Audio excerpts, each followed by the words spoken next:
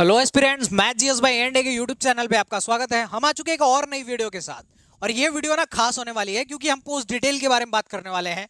अभी जो पिछली वीडियो अपलोड हुई है वो अपलोड हुई है आपका अलजेब्रा का चैप्टर 3।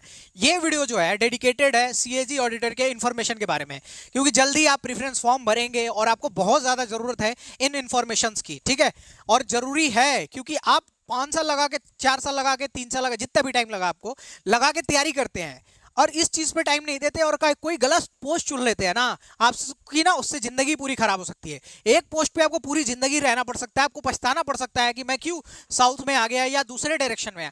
मतलब आप अगर नॉर्थ में हो तो साउथ चले गए, या कहीं जो भी आपको लोकेशन चाहिए थी वो सिर्फ एक गलती की वजह से नहीं मिली। इतने दिनों की मेहनत की तो 2-4 घंटे 10 घंटे की मेहनत और करो, खूब सारा रिसर्च करो, फिर डाटा कलेक्ट करके फिर प्रेफरेंस फॉर्म भरो, क्योंकि बहुत मेहनत से तुम एक अच्छी जगह पे पहुंचे हो। तो ये वीडियो होने वाली सीएजी ऑडिटर के बारे में। ठीक है, कंट्रोलर एंड ऑडिटर जनरल के पोस्ट होती है एक ऑडिटर की 2800 ग्रेड पे की, और इसके बारे में कंप्लीट डिटेल बात करेंगे। बहुत ही अच्छी पोस्ट होती है क्योंकि कुछ इसके प्रोज हैं, कुछ कौन से, जो आगे वीडियो में एकदम अच्छे तरीके से समझाए जाएंगे। पिछली हमारी सारी वीडियोस आप देख सकते हैं अगर आपको पोस्ट प्रेफरेंस भरने में दिक्कत आ रही है कि क्या पोस्ट प्रेफरेंस होनी चाहिए। तो स्टार्ट करते हैं। मेरा नाम है आकाश मदेशिया और मैं सीजीएल सेलेक्टेड हूं और उस एक्सपीरियंस में ये वीडियोस बनाता हूं। ठीक है, तो अब बात करते हैं। पहले मैं पूरी कंप्लीट इन्फॉर्मेशन लेके चलूंगा। ठीक है, ये नहीं कि सिर्फ क्यों आपको भरना है, पहले वही बता दूं। ये बता देता हूं कि आप कैसे सीएजी ऑडिटर बन सकते हो। तो आप बन सकते हो एसएससी सीजीएल के थ्रू।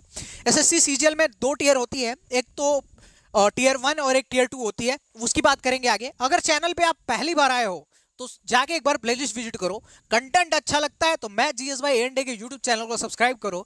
और बता रहा हूं कि ये तुम्हारी लाइफ का सबसे अच्छा कदम होने वाला है हमारे चैनल को सब्सक्राइब करना, क्योंकि सब कुछ फ्री और आपको एकदम जेन्युइन कंटेंट मिलने वाला है। ठीक है, तो उस हिसाब से मैं बता रहा हूं, ध्यान रखना। सब्सक्राइब कर लोगे तो हो सकता है कि आपको एक अच्छी दिशा मिल जाए। चलिए आगे बात करते हैं। क्या बात करने वाले हैं वीडियो में? तो वीडियो में हम बात करने वाले एक तो एग्जाम के बारे में, एग्जाम के बारे में बात करने वाले, एग्जाम के बारे में बात करेंगे। उसके बाद बात करेंगे एलिजिबिलिटी के बारे में। फिर बात करेंगे हम सैलरी पावर के बारे में। पावर्स, हर जॉब में कुछ पावर्स हैं।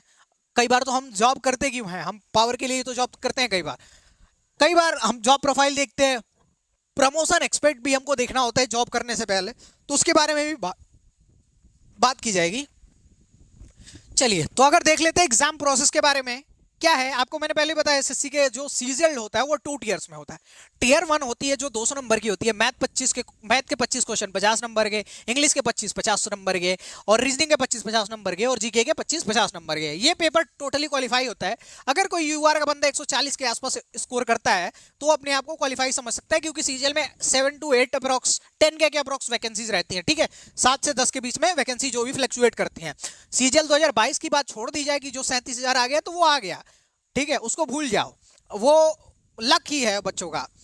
फिर बात की जाए अगर टियर 2 की, तो टियर 2 में देखो भाई थोड़ा टियर 2 टफ हो जाता है। क्यों? क्योंकि इसमें आपको आ जाता है 4 सब्जेक्ट पर इनकी वेटेज अलग होती है, टाइम बहुत कम होता है। आपको बात की जाए तो आपका आ जाता है जीके 25 क्वेश्चन 75 नंबर के, आ जाती है इंग्लिश 45 क्वेश्चन 135 नंबर का, और फिर आ जाता है आपका मैथ्स और रीजनिंग 30-30 क्वेश्चन 90-90 नंबर के।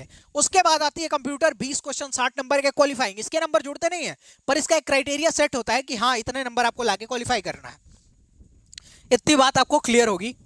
ओके, उसके बाद आपको एक टाइपिंग का टेस्ट देना होता है। 2000 वर्ड की स्ट्रोक लगाने होते हैं आपको 15 मिनट के अंदर, जो कि बहुत ही नॉर्मल सी बात है। अगर हल्का फुल्का भी आप टाइपिंग प्रैक्टिस कर रहे हो तो you will be able to clear it. Okay, I hope कि आप ये चीजें समझ पाए होंगे।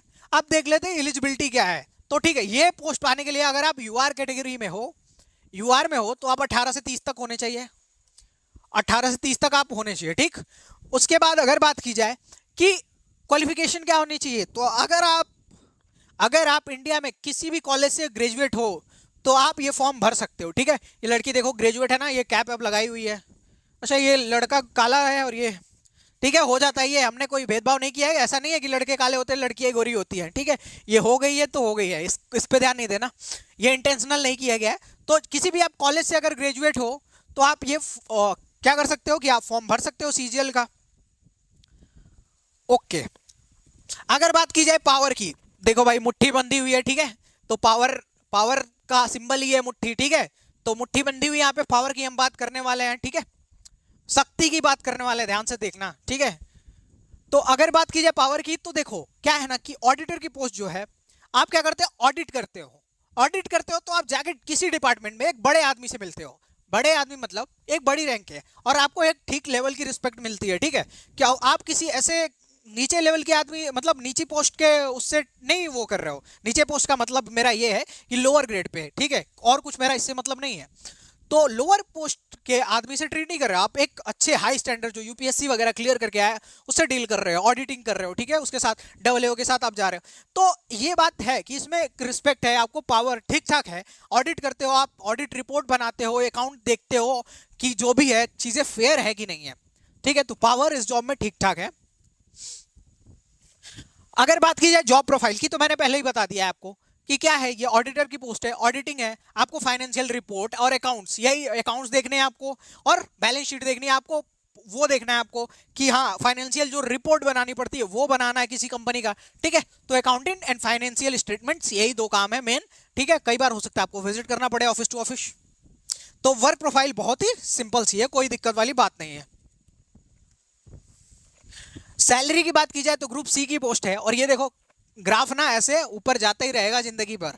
सैलरी है ना, सरकारी नौकरी में वैसी वैसी जगह तो हो नहीं, यहाँ तुमको कोई निकाल नहीं सकता जब तक कि तुम गलत नहीं हो, और सैलरी तुम्हारी बढ़ती रहनी है। तो अगर स्टार्टिंग की सैलरी बात की जाए तो कितनी होती है आप होगे, तो 55K के अप्रोक्स इन हैंड आती है अगर आप एक्स सिटी में हो, और उसके बाद आपकी आ जाएगी 5,000 के अप्रोक्स आपका कटता है, 5,000 के एनपीए में, और 6,000 का गवर्नमेंट कंट्रीब्यूशन होता है। तो जो आपकी टोटल सैलरी बनती है वो 65 से 66 यही के अप्रोक्स बनती है, ठीक, ठीक है, इतने के अप्रोक्स बनती है। तो जो आपकी इन हैंड सैलरी है वो 55 है, और टोटल जो ग्रॉस सैलरी है, क्योंकि एनपीएस भी आपका कटता है, तो 67, जो कि बहुत अच्छी सैलरी है।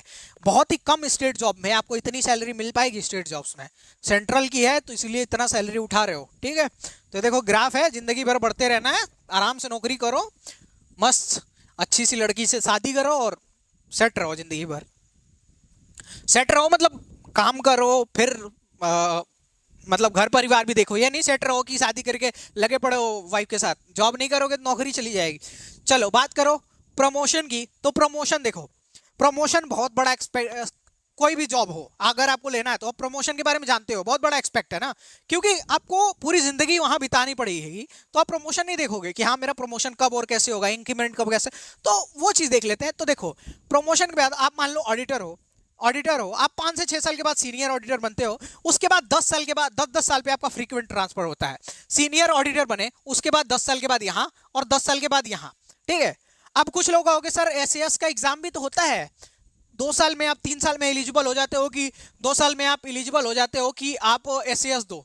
तो बेटा आप एसएएस दे के सिर्फ ऑडिट डबल ए नहीं बन सकते जब तक कि डबल ए में पोस्ट वैकेंट ना हो, ठीक है। अभी मैं जानता हूं कई लोग को पता नहीं क्यों नहीं प्रमोशन दिया गया, सीजीएल में वैकेंसी तो आ रही हो पर उनको 5 साल से प्रमोट ही नहीं किया गया है। तो ये बात दिमाग में रखना, एसएएस के थ्रू हो सकता है एसएएस क्लियर करके और तुम डबल ए बन सकते हो, 2-3 साल के बाद एलिजिबल हो सकते हो, 9 पेपर होते हैं एसएएस में, ठीक है। तो प्रमोशन एक्सपेक्ट यही है, आप देखो यहीं तक बनते हो आप असिस्टेंट ऑडिट ऑफिसर 10 साल में, फिर ऑडिट ऑफिसर, इसके आगे जाने का चांस बहुत कम है, ठीक है, क्योंकि 25 में ज्वाइन कर रहे हो तुम, 6-7 साल में यहाँ, फिर 10 यहाँ, फिर 10 यहाँ, तो इसी में जिंदगी बीत जाती है तुम्हारी। इसके आगे बढ़ने का चांस कम है, पर ये बहुत अच्छा लेवल है, ऑडिट ऑफिसर बन रहे हो तो बहुत अच्छा लेवल है। क्योंकि आप ध्यान से देखना, एक वो पोस्ट आती है यूपीएससी में, एक पोस्ट आती है ईपीएफओ एंड एपीएफओ करके, कमिश्नर उससे बनते हैं, और उसी में एक और पोस्ट आती है, क्या नाम होता है, अकाउंट ऑफिसर, हाँ एओ अकाउंट ऑफिसर की करके पोस्ट आती है, वो यही होते हैं ऑडिट ऑफिसर अकाउंट ऑफिसर, वो यूपीएससी के थ्रू आते हैं। तो यहां तक पहुंच रहे हो तो मतलब ग्रुप ए की जॉब में आप पहुंच चुके हो। अगर बात की जाए ज्वाइनिंग एंड ट्रांसफर, तो ज्वाइनिंग का प्रोसेस क्या है कि आप जब भी आप एग्जाम क्लियर करते हो आपका एलोकेशन आता है कि आपको कौन सा स्टेट से, एलोकेशन में आप फॉर्म भरते हो, आपको मेरिट के हिसाब से आपका पता चल जाता है कि एरिया कौन सा है, ठीक है। आपको इस वाली जॉब में ठीक ठाक एरिया मिल सकता है। उसके बाद आपका डीवी होता है, डॉक्यूमेंट वेरिफिकेशन, आपने अगर कास्ट का कोई रिजर्वेशन लिया तो आपको कास्ट सर्टिफिकेट चाहिए होगा, और अगर आपने कास्ट नहीं वो किया हुआ है तो आपको कुछ नहीं लगेगा आपका 10-12 ग्रेजुएशन और बाकी के जो नेसेसरी डॉक्यूमेंट वो मांगेंगे, ज्वाइनिंग के टाइम ले जाइए, आपका वो डीवी हो जाएगा, उसके बाद ज्वाइनिंग हो जाएगी। ट्रांसफर की बात की जाए तो मैंने पिछली वीडियो एक बनाई थी सीजीडी ऑडिटर, उसमें 3 साल पे आपका ट्रांसफर होता है। पर यहाँ ट्रांसफर का सीन बहुत खराब है, मतलब ट्रांसफर आपको नहीं होगा, मतलब अगर साउथ में जाके फंस गए तो साउथ में हो, और आपको अच्छी लोकेशन मिल गई तो अच्छी लोकेशन, यहाँ ट्रांसफर के चांसेस बहुत कम है। तो ये बात ध्यान रखना। सीएजी ऑडिटर वर्कलोड जो है, वर्कलोड एकदम बैलेंस्ड है, पर यहाँ पे आपको थोड़ा सा ट्रांसफर के लिए देखना होगा कि हाँ, तो ऐसा कर लो, जॉब ले लो, फिर सीजीएल का फॉर्म भर के फिर ले लेना है। जो एक बार क्लियर कर लेगा वो कई बार क्लियर कर लेगा, ये आसान बात है। ओके, चलो वीडियो में इतना ही था, पूरी इंफॉर्मेशन दे दी है। आई होप कि आप एक एक चीज समझ पाए होगे, आप ऑडिट ऑफिसर ऑडिटर के बारे में, ठीक है, सीएजी ऑडिटर के बारे में कंप्लीट इंफॉर्मेशन आपके पास होगी। अब आप पोस्ट प्रेफरेंस भरते वक्त आप थोड़ा भी हिचकिचाओगे नहीं, ठीक है। तो इस वीडियो में इतना ही। अगर आप पहली बार आ रहे हो वीडियो में तो सब्सक्राइब कर दो चैनल को, और अगर आप एसएससी की कंप्लीट तैयारी करना चाहते हो तो मैथ्स में के लिए मेरी प्लेलिस्ट और जीएस के लिए अखन सर की प्लेलिस्ट विजिट कर सकते हो। मेरे बारे में जानते ही होगे, अगर आप पहली बार नहीं देख रहे हो तो मेरे बारे में जानते होगे, मैंने CGL, CHSL, MTS, CDS 3 times, SSC GD, NTPC, group D सारे क्लियर किए हुए हैं, ठीक है, सबका प्रूफ भी आपको दिया हुआ है। तो आप मेरे से पढ़ सकते हो, क्योंकि मेरी गाइडेंस हो सकता है आपको अच्छी लगे, लुभा जाए और आपका रास्ता आसान हो जाए, ठीक है। तो अगर अभी तक देख रहे हो तो थैंक्स फॉर वॉचिंग।